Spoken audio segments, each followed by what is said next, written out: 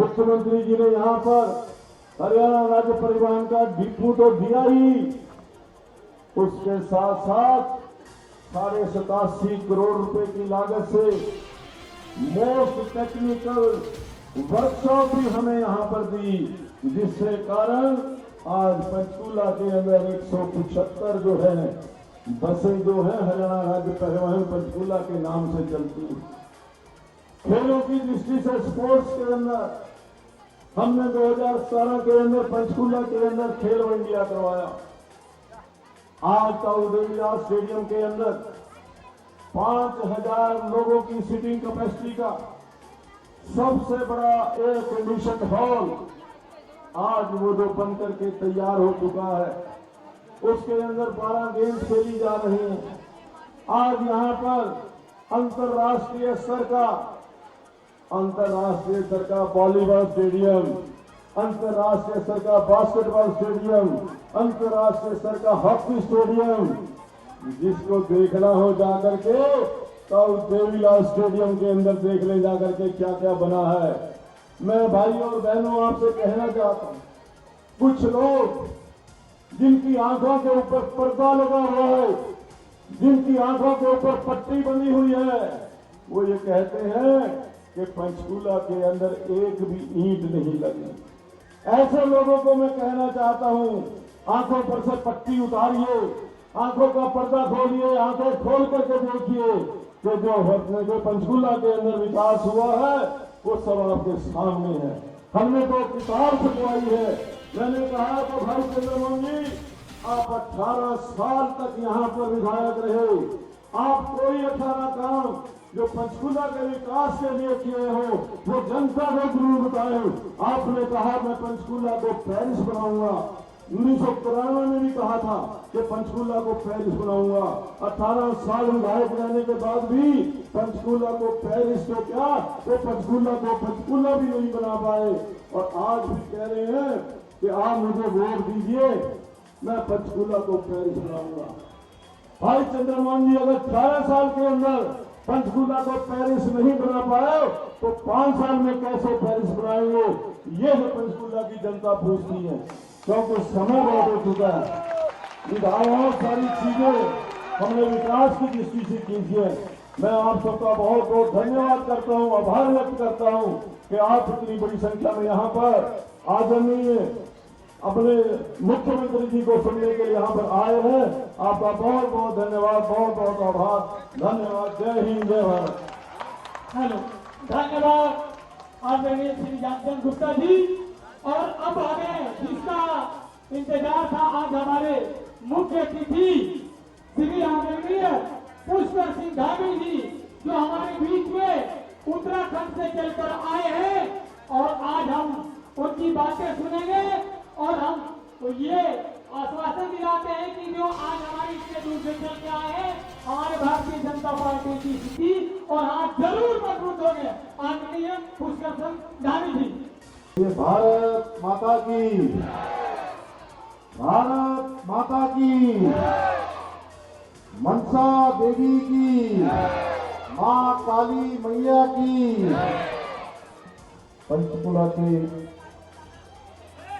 इस बहुत ही सायंकालीन बहुत विशाल जनसभा में अभी आप सब जिनको सुन रहे थे,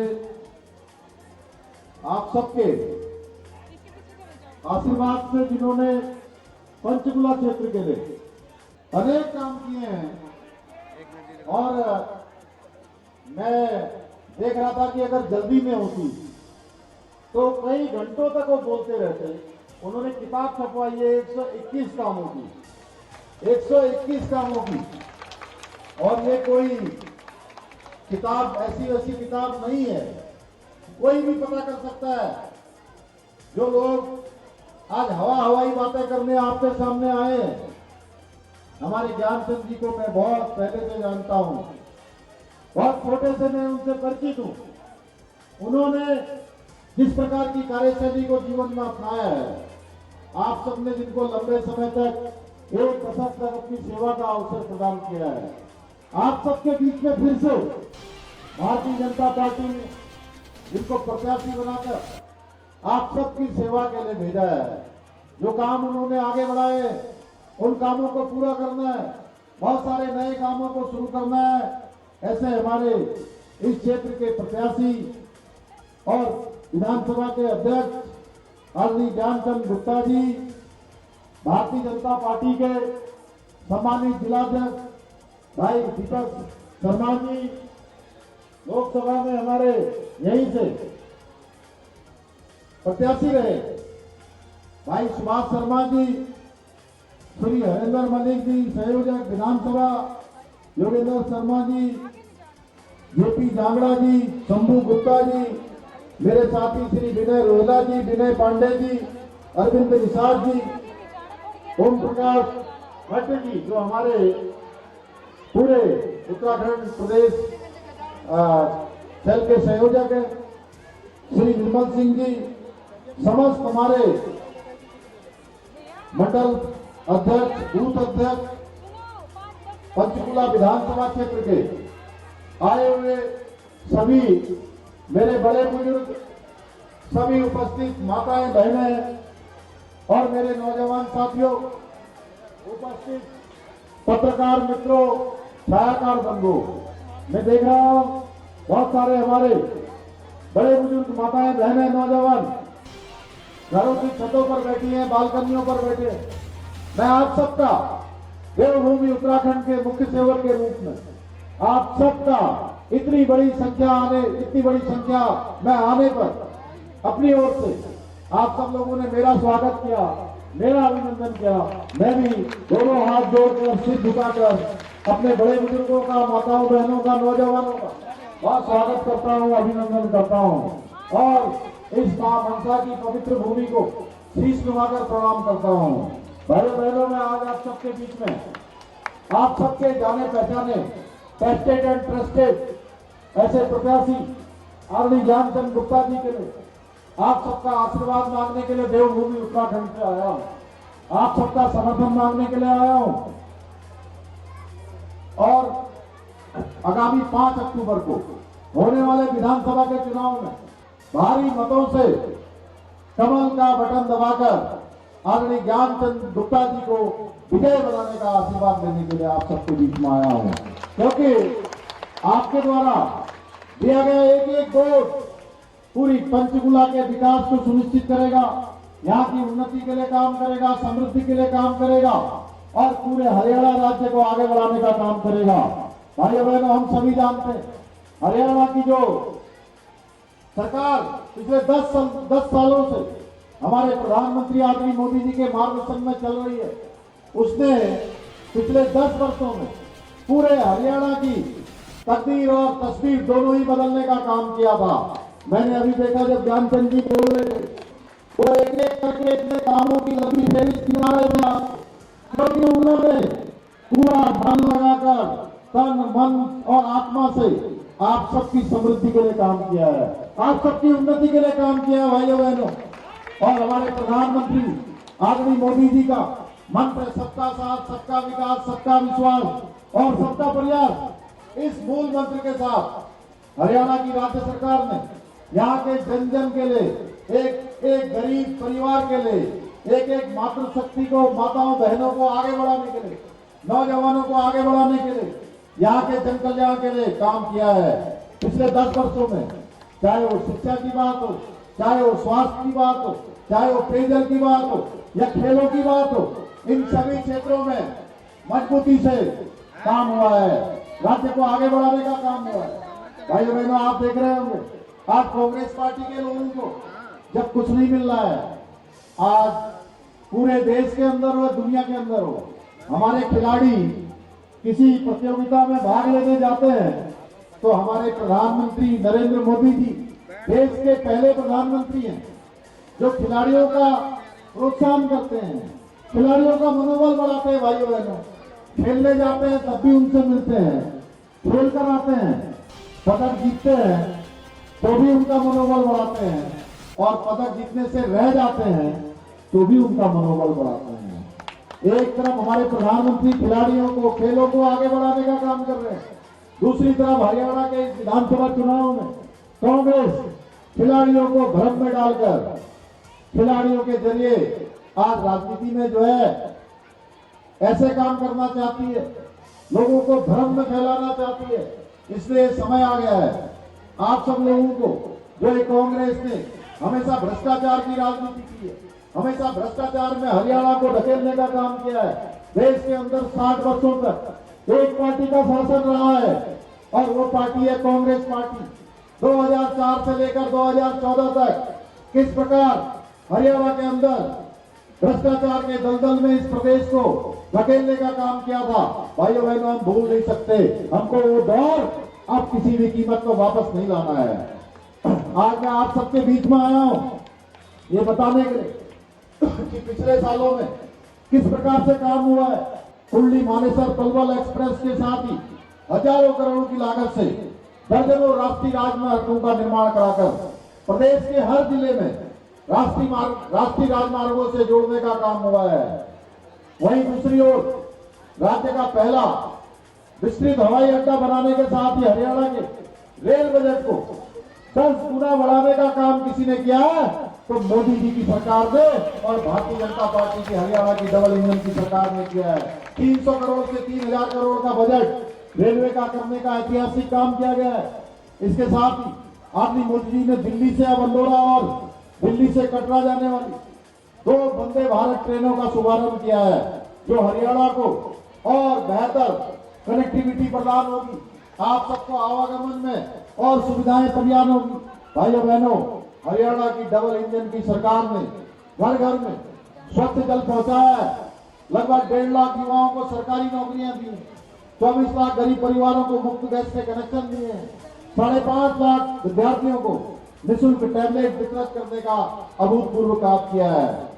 रही स्वास्थ्य की बात, तो प्रदेश में 1 करोड़ 19 लाख आयुष्मान चिरायु कार्ड बनाए गए हैं, 9 नए मेडिकल कॉलेज खोले गए हैं और कैंसर संस्थान का निर्माण करने के बाद अब रेवाड़ी में एम्स का निर्माण भी किया जा रहा है। किसान उत्पादन की बात करें तो हरियाणा की सरकार ने क्षतिग्रस्त फसलों की प्रतिपूर्ति के लिए किसानों को 12,500 करोड़ का मुआवजा दिया है। 14 फसलों के लिए एमएसपी की गारंटी देने का एक बहुत बड़ा काम किया है। इसके साथ ही जनधन योजनाओं, प्रधानमंत्री आवास योजना, गरीब कल्याण अन्न योजनाओं, किसान सम्मान निधि हो, बेटी बचाओ बेटी पढ़ाओ योजनाओं, ऐसी अनेक योजनाओं में हरियाणा के एक जन जन के जीवन को ऊपर उठाने का काम किया है। भाइयों बहनों, अगर पंचकुला की बात करें, पंचकुला में कई हजारों करोड़ की लागत से अनेक विकास की योजनाओं को आगे बढ़ाने का काम हरियाणा की सरकार ने और आपके चुने हुए प्रतिनिधि, आप सबके आशीर्वाद से जो विधायक बने और विधानसभा के अध्यक्ष बने, हमारे आदमी ज्ञानचंद गुप्ता जी ने किया है। भाइयों बहनों, कांग्रेस के समय में वर्षों तक पंचकुला को उपेक्षित करने का काम किया गया, परंतु भाजपा की सरकार ने पंचकुला में उद्योग के क्षेत्र में, चिकित्सा के क्षेत्र में, पर्यटन के क्षेत्र में इसको एक प्रमुख केंद्र के रूप में स्थापित करने का काम किया है, इसको आगे बढ़ाने का काम किया है। भाइयों बहनों, आदरणीय मोदी जी के मार्गदर्शन में और हमारे युवा मुख्यमंत्री भाई नायब सिंह सैनी जी के नेतृत्व में हरियाणा को विकास के पथ पर आगे बढ़ाने का काम निरंतरता से हो रहा है। वहीं दूसरी तरफ कांग्रेस पार्टी है जो हरियाणा को फिर से भ्रष्टाचार के दलदल में डालना चाहती है, जातिवाद और परिवारवाद के दलदल में धकेलना चाहती है। आपको याद होगा 2014 से पहले का समय, जब यहाँ पर भूपेंद्र सिंह हुड्डा मुख्यमंत्री होते थे, किस प्रकार से वो सरकार भ्रष्टाचार के आखंड में डूबी हुई थी, ये कोई बताने की आवश्यकता नहीं है। पंचकुला का औद्योगिक प्लांट आवंटन का घोटाला हो, रोहतक में भूमि रिलीज से जुड़ा हुआ घोटाला हो, या डीएलएफ कंपनी को जमीन देने का घोटाला हो, या मानसर भूमि घोटाला हो, कांग्रेस की हुड्डा सरकार के दौरान ये सभी घोटाले आज भी हरियाणा के एक एक व्यक्ति को याद है। भाइयों बहनों, एक एक हमारे नौजवान को याद है। हरियाणा के जनगण मन के मन में जब जब कांग्रेस की बात आती है तो एक घोटाले भी साथ में याद आते हैं। भाइयों बहनों, आप सभी को याद होगा कांग्रेस की हुड्डा सरकार के समय में कमजोर और गरीब किसानों की जमीनें छीनकर किस प्रकार बड़े बड़े पूंजीपतियों को दे दी जाती थी। आपको याद होगा हुड्डा सरकार के समय में किस तरह से सरकारी नौकरियां खर्ची और पर्ची का सिस्टम चलता था। अपने पसंद के लोगों को, जिनको पसंद करते थे, अपने पिछलक्कू लोगों को, अपने नातेदारों को, रिश्तेदारों को घूस देकर नौकरी दे देते थे। लाखों गरीब मजदूरों और ऐसे गरीब माता पिता के बेटे बेटियां जो प्रतिभावान होते थे, जिनके अंदर योग्यता प्रतिभा होती थी, उन बच्चों को भर्ती प्रक्रिया से बाहर कर दिया जाता था। क्योंकि जो लोग उनके साथ मिले होते थे, जो उनके साथ घूसखोरी करते थे, उन्हीं को नौकरी मिलती थी। भाइयों बहनों, अभी भी कांग्रेस ने जो 2 लाख लोगों को नौकरी देने की बात करी है, उसमें से उनके विधायक के प्रत्याशी अभी से कहने लगे हैं कि 2000 नौकरी में अपने हिसाब से बांटूंगा। दूसरा कहता है 2000 में अपने रिश्तेदारों को दूंगा, नातेदारों को दूंगा। भाइयों बहनों, लेकिन मैं आपसे कहना चाहता हूं, भारतीय जनता पार्टी ने जिस पर्ची और खर्ची के सिस्टम को खत्म किया है, जातिवाद के दलदल से इस पूरे हरियाणा को बाहर निकालने का काम किया है। भाइयों बहनों, अब हमको फिर से आज यहाँ से एक संकल्प लेकर जाना होगा। मैं आप सबसे ये कहने आया हूँ कि हमको फिर से उस हरियाणा को उस दिशा में जातिवाद, क्षेत्रवाद, जातिवाद, भ्रष्टाचारवाद में नहीं धकेलना है, क्योंकि हरियाणा आगे बढ़ चुका है। भाइयों बहनों, पहले का समय था, चाहे दलित उत्पीड़न की बात हो, चाहे महिला उत्पीड़न की बात हो, ये हम सब ने देखी है। FIR पर उस समय नहीं लिखी जाती थी। आज हमारी पार्टी ने जो संकल्प पत्र हरियाणा के उत्थान के लिए, हरियाणा की माताओं बहनों के उत्थान के लिए, नौजवानों के उत्थान के लिए संकल्प पत्र जारी किया है, निश्चित रूप से वो हरियाणा का कायाकल्प करने वाला है। लेकिन मैं आप सबसे कहना चाहता हूं कि आज ऐसे अनेक कार्य हैं जिनके जरिए हमारे नवाब सिंह सैनी जी, माननीय मुख्यमंत्री, भाजपा की सरकार हरियाणा को विकास के रास्तों पर, नई ऊंचाइयों पर ले जाने का काम करेंगे। लेकिन इन सभी कामों को करने के लिए प्रदेश में फिर से भाजपा की सरकार बने, फिर से डबल इंजन लगे, फिर से हमारे ज्ञानचंद गुप्ता जी यहां से जीते, तो आप सब बताइए, आप सभी मिलकर हरियाणा में कमल खिलाएंगे ना? जोर से बोलिए, कमल खिलाएंगे? मेरे साथ हाथ उठा के बोलिए, आप सब कमल खिलाएंगे? भाजपा की हैट्रिक सुनिश्चित करेंगे? डबल इंजन की सरकार बनाएंगे?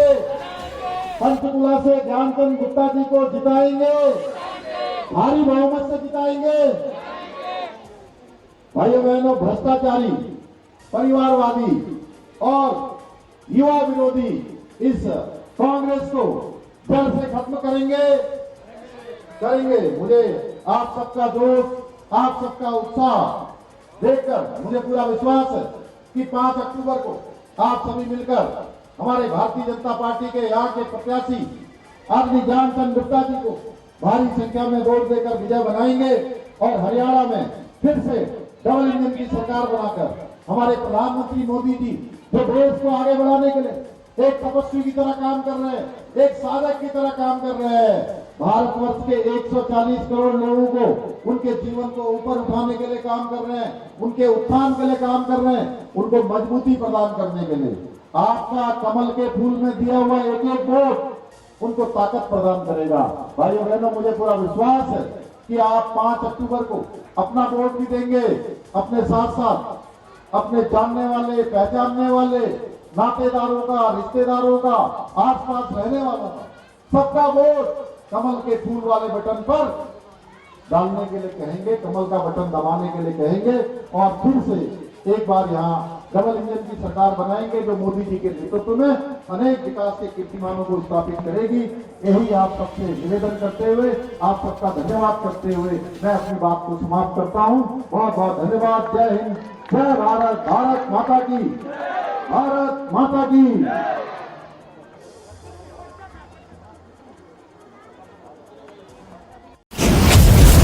हमसे जुड़े रहने के लिए हमारे चैनल को सब्सक्राइब करना ना भूलें। साइड वाला लाल बटन जरूर दबाएं।